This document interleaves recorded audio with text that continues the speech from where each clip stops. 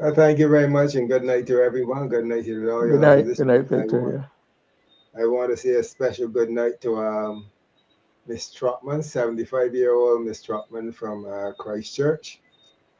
She would have called me on several occasions, encouraging me on and seeking to be there to, you know, uh, and as much as possible, give that level of emotional support because she saw that the whole venture on this matter would have been a challenging one, and she would always call and say hello to Victor, keep it up, and gave me that great encouragement that I needed. So I really want to extend sincere thanks to her, and I'm certain that she will continue to be the level of support for other ventures of a similar nature.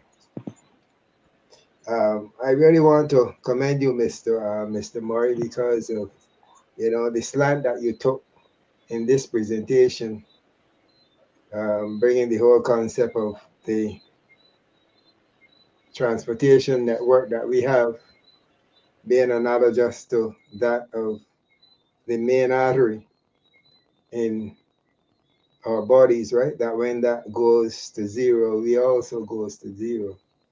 And I was really sitting back when you mentioned just now that I think you said you lived in Montreal and Well, um, Toronto, but the same thing. Toronto, Right. you know. But in the United States, you can get on a bus. Many times I would have traveled on the Greyhound bus if I'm leaving New York and going down to Washington D.C.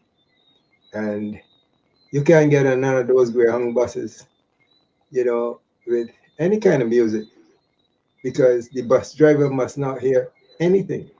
If you're on there and you have on your headphones and you can, play your music, but the Mhm. minute that that bus driver can hear anything, he stops the bus to let you know that you can't do that in this bus.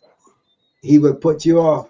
And the next thing you know, the police will turn up alongside that bus and you're taken off if you want to continue with that behavior. And not only for the Greyhound buses who will be engaged and going the long distances, but even the domestic buses in the area of DC, you can't do that. And there's no way in those developed countries that we will see that kind of behavior. And I think it is rather interesting that you asked just now relative to um, the legislators stepping in and tweeting the laws so that we can have a better environment here. But we've also got to be conscious that that's not good for business as far as the lawyers are concerned, you know. Mhm. So that environment there would allow that to continue to prevail because it's business. And everybody is so concerned about the dollar, but not necessarily the social fabric of our country, that we would also seek to have a great sustained development of that social fabric. So we have seen it falling apart, just last week, you know, we guy 21 years old and I think 27 years old, and we've seen it all the time. I had to call my wife and just show her the photos, and whenever we see the photo, you see a big chain around the neck. And I'm just wondering, you know, what direction our society would have gone in um, with this kind of culture that seems to be totally out of hand. Um, I'm just as concerned of you as you are, Mr. Murray. Yeah. It's great to hear you on the show. It's wonderful to listen to how your presentations, and I'm certain that lots of folks out there listening on, you know, can certainly get the opportunity to be better citizens because of the level of instruction, the level of consciousness that you bring to the people. So I want to commend you on that. And I Thank was you. very happy. I was very happy to hear that you're coming back on to the show. Um, I was very happy to hear your own because I want to hear the Joe's River story from the inside, from you, the Joe's River story. well, I, you see, my concern here, Mr. Murray, My first obligation is to God. That's my first obligation. And every time I gotta lay on my bed, I don't know if I'm gonna wake again. And every morning I get up and the sun shines through the window. I want to give God thanks for another day. My first obligation is to Him, my Creator. I cannot be politically correct. That is not part of my domain. That is not how I think. My fundamental is to tell the truth. And whenever one seeks to be politically correct, they would at some point in time be telling a lie to be politically correct. So when you think of the initial stages of this whole process with the George River Gully, I didn't stand up on that bridge when the workers were there to look up on their shirts to see if they were red or yellow, if they were B, D, or an NP. That has no interest to me. My concern there and then was that what I saw transpiring there was not justice for the people of Barbados and for its visitors. I had to take no consideration of the political implications of any stance that I took. So I went home from my camera, came back, videotaped, and sent it viral. And that stance for me has not changed from 2023 until now. Because everything that I did, I just recall in court when I took up that Bible to say, I will say the truth, the whole truth, and nothing but the truth. That was easy for me. No problems whatsoever. The judge, he was very clinical in his questioning. And certainly for the defense lawyer, the same boat. And I really want to commend them. But at the same, but by the same token, it wasn't a challenge because I sought not to be politically correct in anything that I would have said. And taking such a stance, it takes me continually back to listening to Dr. Crystal Haynes. And that is why I have so much appreciation for her because she sought not to be politically correct. Her stance as a young lady was to tell the truth and nothing less than the truth. So it appears to me that our society now seems to be so concerned as to what is said and how it is said and the political implications. So let me say to everyone out there, and I repeat it myself so that it sinks home. My first obligation is to God. And if there's a first, certainly there's a second, maybe a third, or otherwise. But my second obligation is to my wife, to my wife. So when people expect Victor Lewis to be politically correct, it can't work because at some point in time, my eyes will close, your eyes will close, and I have got to give God an account for my life. You have got to give God an account for your life.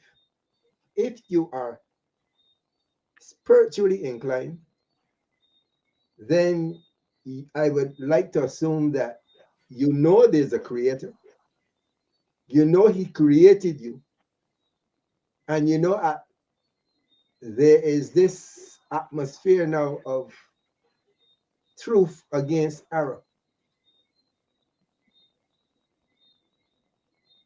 And I want to stand and continue to stand on the side of truth.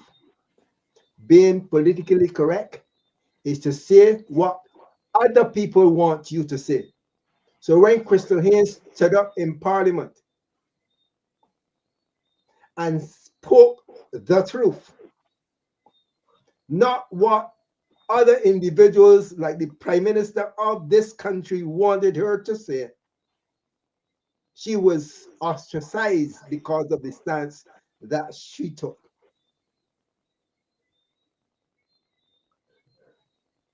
And here's a young lady, the future of this country, being treated like that. But, if I can interject, Victor, if you Go don't ahead, go mind. ahead, go ahead. Um, I'm not anywhere nearly as religious as you and Marcia and others are. But I mean, although at one time I fancied myself as being I actually got my soul saved when I was about 14 years old, but I didn't go back. I didn't maintain the path. But I I read that recall. in your book. I'm listening because I was kind of moved out in the green room. I read that in your book. You got saved for the girls. Gee, no. Yeah, Woo! but no, but I It was remember. nothing but the truth. I know. I was taught. I was. There's a part of the Bible that says, "I'd rather be a doorkeeper in the house of the Lord than to dwell in the tents of the ungodly." So when you so that Say that again, say that I again, Mr. Murray. Come, Mr. Murray. I think it's a Come on, psalm or man. something. Repeat that one again, Mr. Murray, I man. would rather be a doorkeeper Mhm. in the house of the Lord than to dwell in the tents of the ungodly. So when I left the BLP and they called me and cussed me, I told them that a doorkeeper is must stamp at the door, nothing important. But I'd rather be doing that job on the outside than to go inside with things that I didn't no longer appreciate. So I'd rather be in the doorkeeper at the house of the Lord, Victor. So that is the energize you to give you further sustenance in your this quest. But I also Mhm. want to say that judge has raised the bar among the judicial environment as far as I'm concerned. To give a 48-page judgment in a week is tremendous work in a short period of time. And it shows what can be done if people want to do it. And I don't think Mr. Wells is a Barbadian, but he has caught. When I read his judgment, if you know, I like to get the full judgment to read, but when I read what I saw in the paper, he caught the spirit of the Barbadian masters and people in his analysis and his pronouncement. And then to be only with that, he went to see it himself. So you don't have to depend on any expert what you say. He had and got look at the parameters and came to his own conclusion. And that was one of the things that I remember when I was Prime Minister Adams's personal assistant. He put me on a committee, a town country plan review committee where we would review if you had complaints about decisions, or we would meet with them and talk to them and investigate, etc. And we would go. I see the spots, the sites. I know Mr. Adams or something, they go by himself or with the official then by himself or one or the other to hear for yourself. I am not sure that the Minister of Planning and Development, who is the Prime Minister, I've never heard it said that she herself, who has the ultimate decision making in that department, saw physically to go and see for herself, not a document or video or what somebody said, go and see for herself. I think that's a tremendous that says something about the integrity of Justice Wells, and it is to be admired and commended for it. It also shows you that our instincts about this were right from the beginning that it was wrong. It was wrong. What was being attempted, and I remember when we could not understand, having read the judge's judgment. I think it being I think I would like to I would like I still can't understand how he could have gone there, seen all that, and other persons or lawyers or legal advice could not have seen the infractions and the implications for what was there. because they The- are because they are seeking to be politically correct. And in such a process, those individuals cannot go home and sleep with a clear conscience. That's the challenge. People are calling me and asking me, Victor, you know, I can't believe that you would go through such an experience for all these years, and now you are experiencing victory. I would not be able to. So be part I, of such an environment with so much emotional tension coming from all directions. And I'm saying to you, I'm trying to be a bit careful with my words. Um, I'm saying to you, Mr. Murray, that it wasn't an easy path. That is why I'm so thankful that when I hear this phone ring and then I hear Miss Trotty here, you know, that's the moment that I felt good about. When I can see Maxine, when I can see Mr. Murray, when I can see Rose, when I can see people passing me through tongue, when I can bus drivers will stop. You know, when I'm out there in morning exercising with the dog, bus drivers will stop and encourage me on. Those are moments when people don't know that you're up against it psychologically. But at the end of it all, when I sit by my bed at night and get up in the morning or go exercising, when I'm in Joseph Forest relaxing, I just want to look up and give God thanks for the way that He has guided me because I know what I've been through. And it has not been an easy road. Victor, Mhm. what the judge's ruling and his appreciation of the law and traditions, the patrimony of Barbados and what it represents to Barbados. To me, I hope that changed the whole dynamics of that new mentality that had begun to creep in that East Coast Road and other parts of it, especially that East Coast Road. I hope it now opens people's eyes to see that things can be challenged and can be challenged successfully. But it also bothers me that we have not heard one of the things that bothers me about this issue, and that's why I started to probe the Planning and Development Division. We have not heard a word from the chairman. We don't. I still don't. I'm still not sure who the chairperson of this very important department in government, run at the taxpayers' expense. And I would like, therefore, the Plan and Development Division must have given approval for the work that was being attempted, Mr. Haynes. Must have. You know, Mr. Murray, um, How on what I want to know on what basis then? there are several things, right? There are several things that transpired there that really had me concerned, right? And my perspective most likely would have been a little different from other individuals involved in the process because we sought to seek some kind of reconciliation, go to the drawing board to see how we can best Mm-hmm. come up with, some degree of balance in terms of the area where the developer can enjoy the area in as much as we also will not be deprived of access.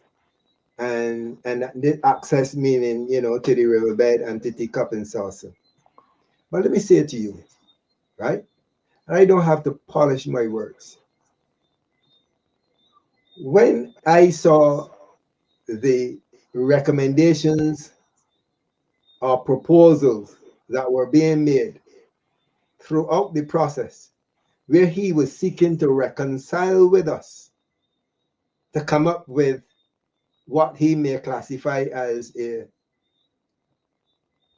reasonable offer, right? And there's the fancy word out there that we see being employed, a generous offer. And I'm going to get back to this whole concept of generosity in other areas that we have, or that I have under observation. But here it is.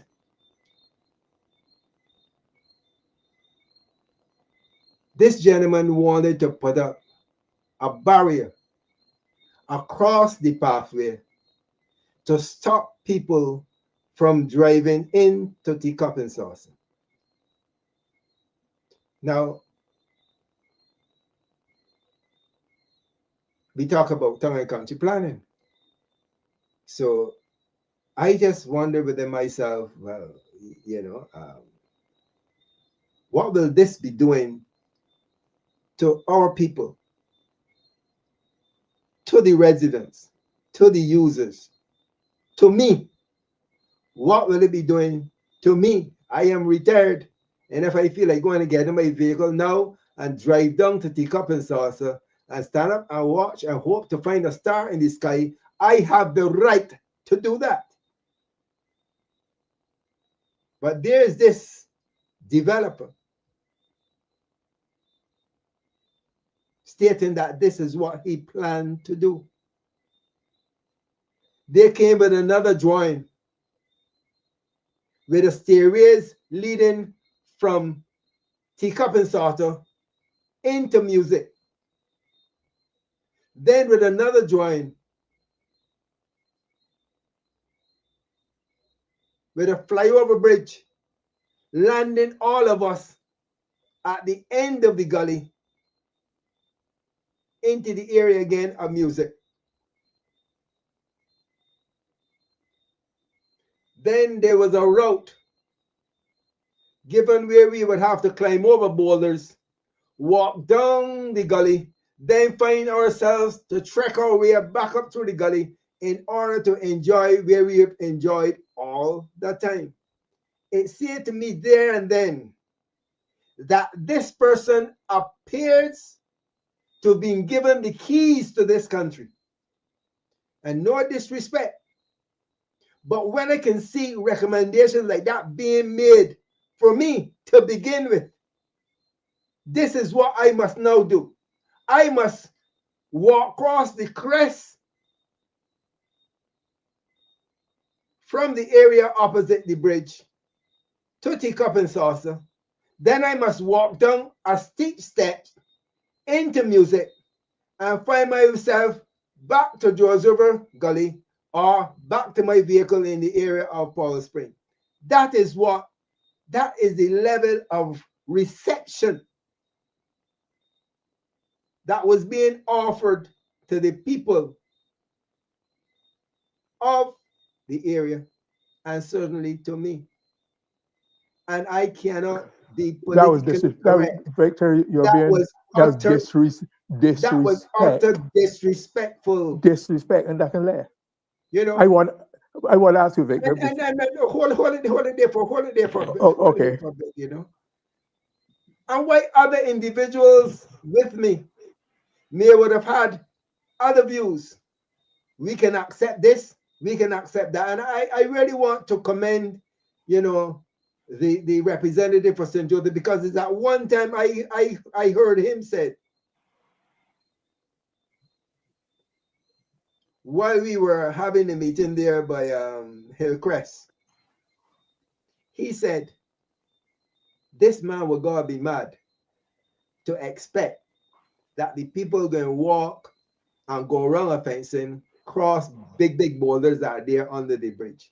I never forget those words, right? So our representative was also very concerned as to what he was offering and classifying as a generous offer to us. It sent me mentally back to 1937, when we would be encountering an environment of the master and the slaves. So I took a stance, Yeah. and nothing polished, period.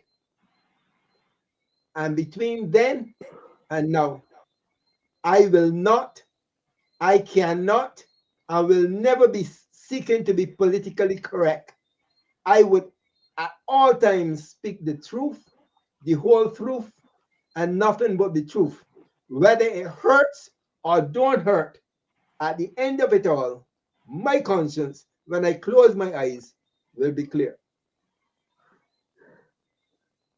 Go ahead, Mr. Murray. Yeah. Yeah. Given the would be generous quote generous generosity provider background, ancestry, socialization in Australia, he probably thought he was in the outback dealing with some aborigines or something, and he could come down here and just ride roughshod. But he could not have done. He might have wanted to, but he could not have done it without support and approval. I wonder those proposals. The question I really had of you just now. Those proposals, that the various proposals that were made, right? The variations of the product, were they actually approved by out of the plan and country development, plan and plan development? Were they Well, actually approved? that's a wonderful question. And the head of planning and development is the prime minister. So, we got to ask her that question, right? Because And given what the judge said, all that information would have been available to her, the government, the plan. On what basis they, enlighten me, on what basis, if these things have been approved, I don't believe, despite all the money he might have access, that he would have gone so far unless some approvals were given somewhere along the line. it appears to me, Mr. Murray, that this gentleman was emboldened, you Why? know. Why? Any Well, idea? don't ask me. I would like to think that you might ask me by who, you know. Fair Um, enough. you know, so that concerns me too, because when an individual can say, well, you don't want to go down the stairs, the winding stairs into music, but let me send you there in a flyover bridge into the gully. You know, I mean, I mean, and that decision is made overnight. When you can do something like that and it can happen overnight, it tells me it's an insult to my integrity.